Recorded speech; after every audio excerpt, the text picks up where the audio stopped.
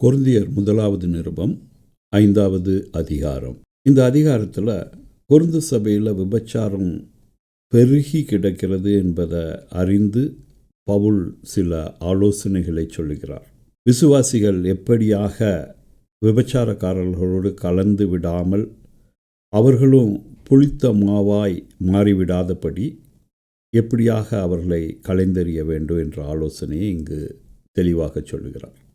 வசனம் 1-2, உங்களுக்குள்ளே விபசாரம் உண்டென்று பிரசித்தமாய் சொல்லப்படுகிறதே, ஒருவன் தன் தகப்பனுடைய மனைவியை வைத்து கொண்டிருக்கிறானே, அது அஞ்ஞானிகளுக்குள்ளும் சொல்லப்படாத விபசாரமாயிருக்கிறதே.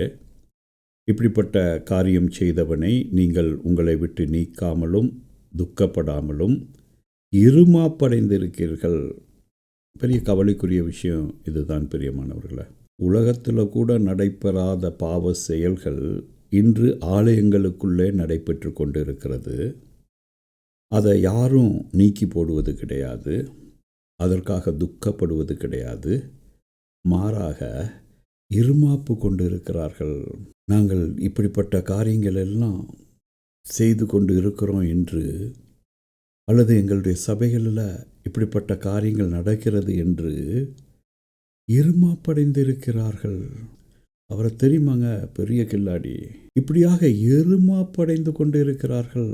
அவர் நன்றாக ஜெபம் பண்ணுவாருங்க, நல்லா பிரசங்கம் பண்ணுவார். ஆனால் இதுலேயும் அவர் கில்லாடி. இருமாப்படைந்திருக்கிறார்கள். பாலியல் ஒழுக்கேடான மக்கள் இன்னும் தேவாலயத்திற்குள்ளாக எப்படி இருக்கிறார்கள் என்று நாம் யோசித்தோமே என்றால், செல்வாக்கு மிக்கவர்கள் அல்லது இது ஒரு நவீன நாகரீகம் அப்படின்னு சொல்லி மாடர்ன் வேர்ல்டில் இப்படி தான் இருக்கணும் என்று சொல்லி சபைக்குள்ளாகவும் விபச்சாரத்தை கடைபிடிக்க தொடங்கிவிட்டார்கள்.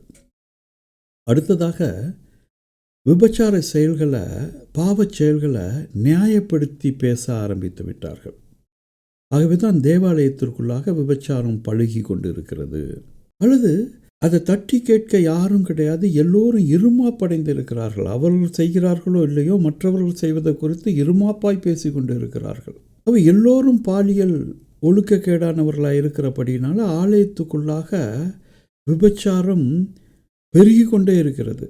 பாலியல் ஒழுக்கக்கேடு என்பதை பார்த்தா எல்லோரும் பாலியல் ஒழுக்கக்கேடானவர்கள் என்றால் அநேகருக்கு இது மிகவும் மாறுபாடான கருத்தாக இருக்கும். நான் அப்படி இல்லையே, நிச்சயமாக நான் அப்படி இல்லையே, எப்படி ஆலயத்தில் உள்ள எல்லாரும் பாலியல் ஒழுக்கக்கேடானவர்கள் என்று சொல்ல முடியும் என்று கருதக்கூடும்.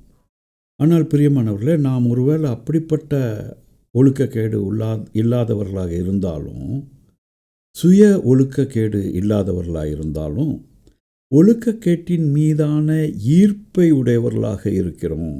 அதை பற்றிய சிந்தனை, அதை கேட்கும்போது ஒரு சுவராசியம், அவர்கள் தவறு செய்வதை குறித்து 4 நண்பர்களோடு சேர்ந்து பேசுவதற்கான வாய்ப்புகள் கிடைக்கும்போது அதை பேசி பேசி இன்பமடைவது, இதெல்லாம் நமக்கு அறியாமலே நமக்குள்ளாக இருக்கிறதான ஒழுக்கக்கேடுகள் பிரியமானவர்களை. அடுத்தது, நாம் பரிசுத்தமாக இருப்போம், நாம் அதில் ஒரு கரையும் இல்லாதவர்களாக ஜீவிப்போம். ஆகவே தலை நிமிர்ந்து நடப்போம்.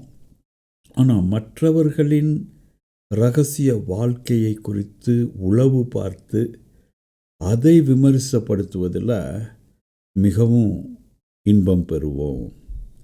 ஆகவே இப்படிப்பட்ட 3 சூழ்நிலைகள் இந்த ஆலயங்களில் நிலவி வருகிறது. ஒன்று, உண்மையாகவே சுய ஒழுக்கக்கேடு உள்ளவர்கள், அல்லது ஒழுக்கக்கேட்டின் மீது ஈர்ப்பு உடையவர்கள், அல்லது ஒழுக்கக்கேடு இல்லாதவர்கள் ஆனால் மற்றவர்களின் ஒழுக்கக்கேட்டை உளவு பார்த்து அதை விமர்சித்து அதில் இன்பம் பெறுகிறவர்கள். இப்படிப்பட்ட காரியங்கள் இருக்கிறபடினால ஆலயத்தில் இன்றும் விபசாரம் பெருகி கொண்டே இருக்கிறது.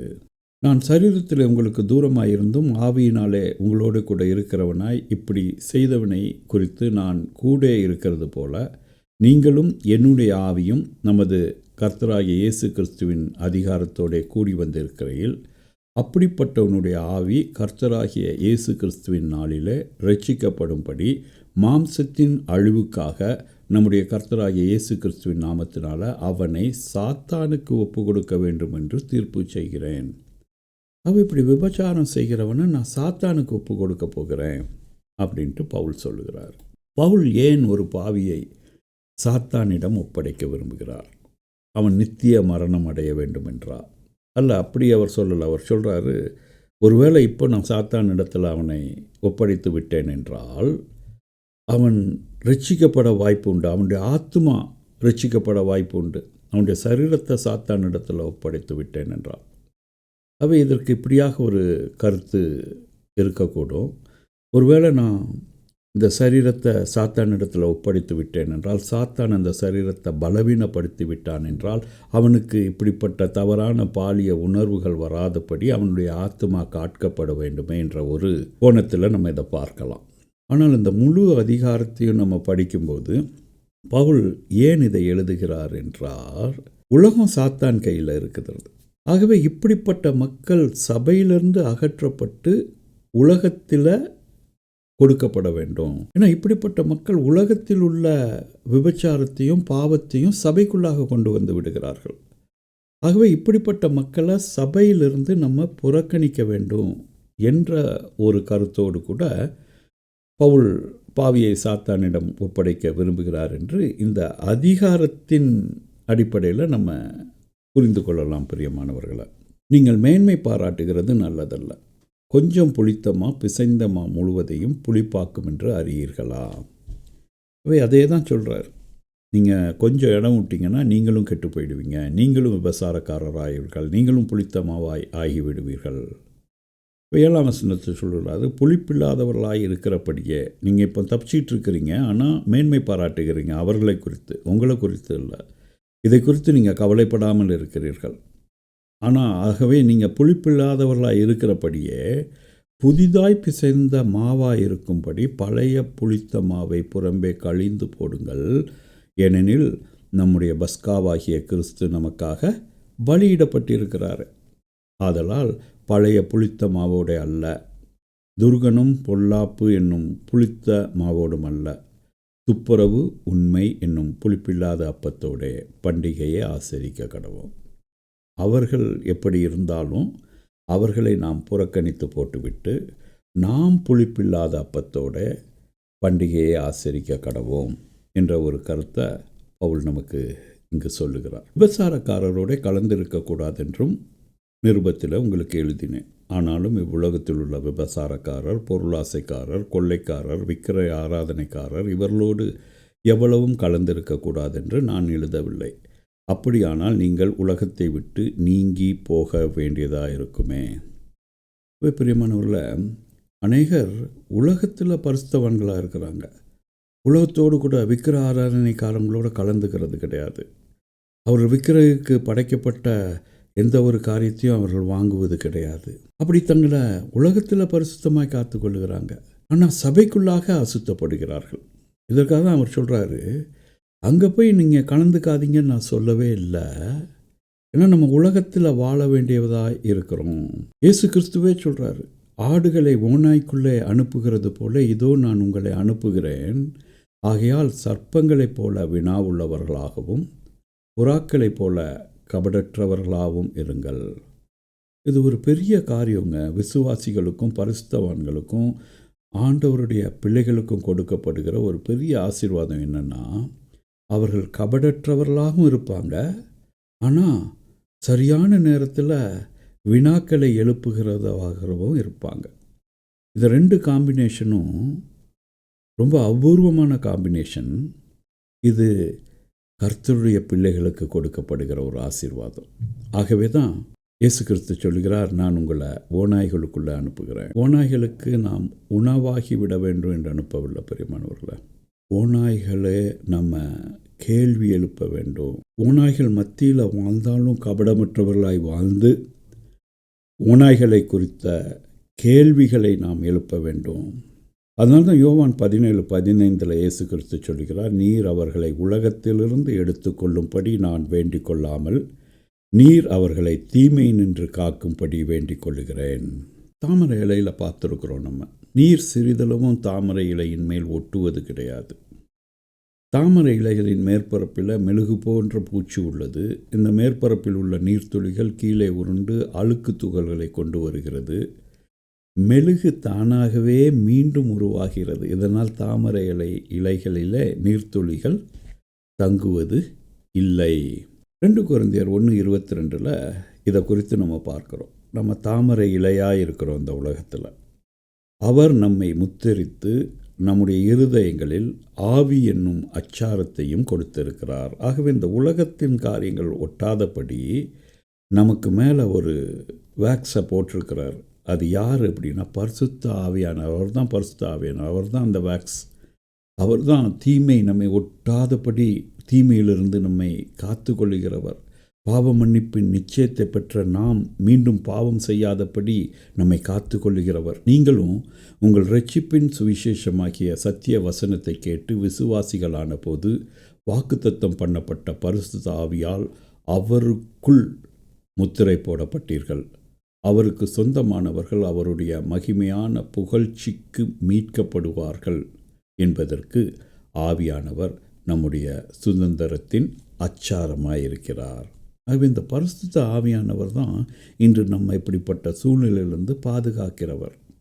ஆகவே இந்த பரிசுத்த ஆவியானவருடைய அந்த ஆளுகைக்கு, பரிசுத்த ஆவியானவருடைய அந்த கோட்டிங் இருக்குது பார்த்தீங்களா, அது உலகத்திலிருந்து நம்மை பாதுகாக்கிறது. ஆனால் நம்ம சபைக்குள்ளே விபச்சாரம் செய்கிறவர்கள் என்ன பண்ணுறாங்க, அந்த கோட்டிங்க்கு கீழே இருந்து விபச்சாரம் செய்கிறாங்க. அப்போ புளித்த மாவு நம்மையும் மிகவும் எளிதாக புளிப்பாக்கிவிடும். அதை தான் இங்கு பவுல் எச்சரிக்கிறார். நான் உங்களுக்கு எழுதினது என்றவென்றால், சகோதரன் எனப்பட்ட ஒருவன் விபச்சாரக்காரனாவது, பொருளாசைக்காரனாவது, ஆராதனைக்காரனாவது, உதாசீனவனாவது, வெறியானவனாவது, கொள்ளைக்காரனாவது இருந்தால் அவனோட கலந்திருக்கக்கூடாது. அப்படிப்பட்டவனோட புசிக்கவும் கூடாது. உலகத்தில் இருக்கிறவனை பற்றி கவலை இல்லை. அது பாதுகாக்க உங்களுக்கு ஆவியானவர் ஒரு வேக்ஸை கொடுத்துருக்கிறார், பாதுகாப்பை கொடுத்துருக்கிறார். ஆனால் அந்த ஆவியானவருடைய பாதுகாப்பின் அந்த இறக்கையின் கீழே, அந்த பாதுகாப்பின் கீழே வந்து பாவம் செய்கிறவராக இருக்கிற உன்னுடைய விசுவாச சகோதரனை நீ புறம்பே தள்ளு. அவனோட நீ கலந்து இருக்கவே கூடாது. ஆனால் இந்த சபையில் என்ன நடக்கிறது பிரியமானவர்களே, தவறான போதனை. நம் கடவுளுடைய பிள்ளைகள், அவர்களை அன்பினால் நாம் திருத்த வேண்டும், அவளை நேசிக்க வேண்டும், அவளுடைய தவறுகளை நம்ம சுட்டி காண்பிக்கக்கூடாது, அவர்களை அரவணைத்து கொள்ள வேண்டும். இதுதான் ஆலயத்தில் உள்ள ஃபெலோஷிப். கண்ட சகோதரனிடத்தில் அன்பா இல்லாவிட்டால் காணாத தேவனிடத்தில் நம்ம எப்படி அன்பா இருக்க முடியும்? நிறைய கேள்விக்குறிகள். ஆகவே சபைக்குள்ள இப்படிப்பட்ட மக்களை வெளியே தள்ளுவதற்கு பதிலாக அவர்களை உள்ள இழுத்து வைத்து அவர்களோடு கலந்து அவர்களும் புளித்தமாவாக அநேக வாய்ப்புகள் இருக்கிறது. அப்படியாக சபைக்குள்ளாக விபச்சாரம் மிகவும் விரைவாக பரவி கொண்டிருக்கிறது. ஆகவே தான் பவுல் எச்சரிக்கிறார். ஏன் யாரும் விபச்சாரத்திற்கு எதிராக பிரசங்கம் செய்வதில்லை? எல்லாருக்கும் அதை அப்ரூவ் பண்ணிட்டாங்க. இப்படி தான் இருக்கும், உலகத்தில் இப்படி தான் இருப்பாங்க. சபைக்குள்ளேயே இப்படி இருக்குது, உலகத்துலேயும் அப்படி தான் இருக்குது. இதுதான் வாழ்க்கை. உலகத்தில் இருந்தால் இவைகளெல்லாம் நம்ம அனுபவித்து தான் ஆக வேண்டும். அப்படிப்பட்ட ஒரு சூழ்நிலைக்கு தள்ளப்பட்டு விட்டார்கள் பிரியமானவர்களே. ஆகவே தான் விபச்சாரத்துக்கு எதிராக யாரும் பிரசங்கம் செய்வதில்லை. ஏன்னா பிரசங்கம் செய்வதற்கான மனசாட்சி அவர்களுக்குள்ளாக கிடையாது. எபிரேயர் 12:4 எபிரேயருக்கு எழுதின ஆசிரியர் இப்படி சொல்கிறார்: பாவத்திற்கு விரோதமாய் போராடுகிறதில் இரத்தம் சிந்தப்படத்தக்கதாக நீங்கள் இன்னும் எதிர்த்து நிற்கவில்லையே. யோவான் ஸ்நானகன் இப்படிப்பட்ட விபச்சாரத்துக்கு எதிராக இரத்தம் சிந்தப்படத்தக்கதாக போராடினார். ஏன் போராடினார்னா, தேவன் அவரை மக்களோடு கூட கலந்து புளித்த மாவாகாய் ஆகிவிடாதபடி அவரை வனாந்தரத்தில் வளர்த்தார். வெட்டுக்கிளியும் தேனையும் ஆகாரமாக கொடுத்தார். ஆகவே அவருக்குள்ளாக அந்த புளித்த மாவு இல்லாதபடியினால அவர் விபச்சாரத்தை கண்டித்து தன்னுடைய உயிரை விட்டார். இரத்தம் சிந்தப்படத்தக்கதான சூழ்நிலை குறித்து அவர் பயப்படவில்லை. ஆகவேதான் ஆசிரியர் சொல்லுகிறார், பாவத்திற்கு விரோதமாய் போராடுகிறதில் இரத்தம் சிந்தப்படத்தக்கதாக நீங்கள் இன்னும் எதிர்த்து நிற்கவில்லையே. அநேக கேள்விகள், அநேக பயங்கள், அச்சங்கள், ஆகவே எல்லாத்துலேயுமே காம்ப்ரமைஸ் பண்ணி போய்விடுறது. இரத்தம் சிந்தப்படத்தக்கதாக நம்ம அந்த பாவத்தை எதிர்த்து நிற்பது கிடையாது. பவுல் இப்படியாக சொல்கிறார், புறம்பே இருக்கிற மக்களுக்காக இயேசு கிறிஸ்து தன் இரத்தத்தை சிலுவையில் சிந்தி இருக்கிறார். ஆகவே அதை குறித்து கவலைப்படுவது என் காரியமல்ல. அவருடைய பாவங்களை மன்னித்து விட்டார். ஆகவே அந்த காரியத்தை அவர்கள் ஒரு நாள் உணர்ந்து தேவனிடத்துக்கு திரும்புவார்கள். இயேசு கிறிஸ்து அவர்களையும் தேவனோடு கூட ஒப்புரவாக்கி விடுவார். ஆகவே அது தேவனுடைய காரியம். உள்ளே இருக்கிறவர்களை குறித்தல்லவோ நீங்கள் தீர்ப்பு செய்கிறீர்கள். அப்போ உள்ளே இருக்கிறவர்களை குறித்து நம்ம எச்சரிக்கையாக இருக்கணும். புறம்பே இருக்கிறவர்களை குறித்து தேவனே தீர்ப்பு செய்வார். ஆகவே உள்ளே இருக்கிற அந்த பொல்லாதவனை உங்களை விட்டு தள்ளி போடுங்கள். அந்த பொல்லாதவனை பார்த்து பிரைஸ் தி லார்ட் பிரதர் என்று சொல்லாதீங்க.